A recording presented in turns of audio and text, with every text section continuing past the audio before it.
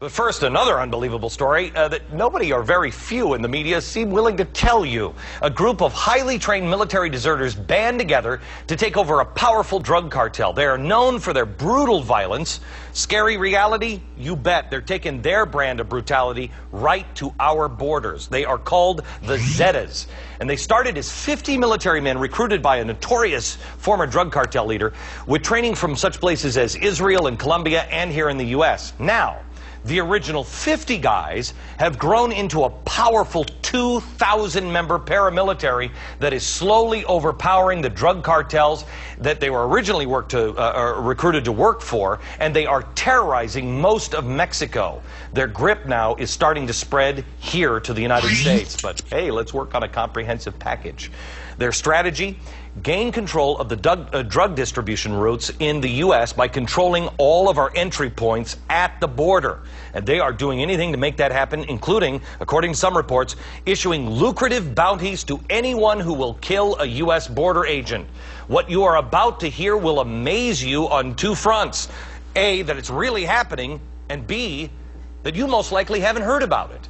Mike Cutler is a former senior secret special agent with the INS and a fellow at the Center for Immigration Studies. He joins me now, as does Larry Burns. He's the director for the Council for Hemispheric Affairs. Mike, let me start with you. Sure. Thanks for having me on today. You bet. How much of a threat are these guys to the U.S.? Well, I think they're a tremendous threat. And look at the way that they're operating. They are extremely violent. They've had some of the best training, and because they've worked with our own agents, they understand our playbook. They know what our tactics are. They know our rules of engagement. Which are very little.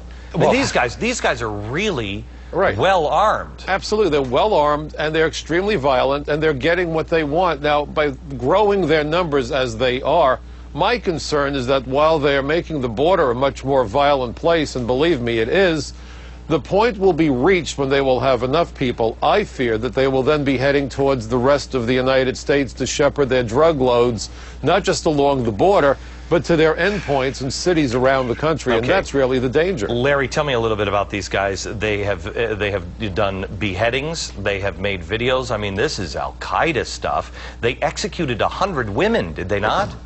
Well, they're tough. They're very tough. But they bespeak probably a much more serious problem, which is that Mexico is going through an institutional crisis where law and order increasingly doesn't exist. And the Zeta phenomena is merely one part of it. Another one is the lack of predictable justice in the court system of the country, that you can threaten, you can extort, you can bribe, justice is for sale. The new president started an anti-drug war, anti-cartel war upon his inauguration 4 or 5 months ago, in the same way that his predecessor Vicente Fox did. But this thing plays out after a while. It is not a serious commitment. How high does the corruption go there? I mean, and does it spill into the United States? Something's wrong with our border and our side of the border as well. Is it corruption? Does it spill across the border? Well, first of all, you should understand that all the territory we're talking about, California, Texas, New Mexico, Arizona, before 1848, belonged to Mexico. And so Mexicans feel they're simply migrating for the season to the northern borders. I mean, the history of the Guadalupe Hidalgo Treaty is not a particularly honorable one. But even more to the point, today, the Mexican government is incapable of creating jobs. So a number of years ago, but I got to tell you, Mike, let me come to you. Absolutely. We can get a history lesson on what Mexicans. We're talking about the Zetas. We're talking about people who are brutal the bottom killers. Line. Yeah, go ahead. I'm sorry, I didn't mean to step on you, Glenn.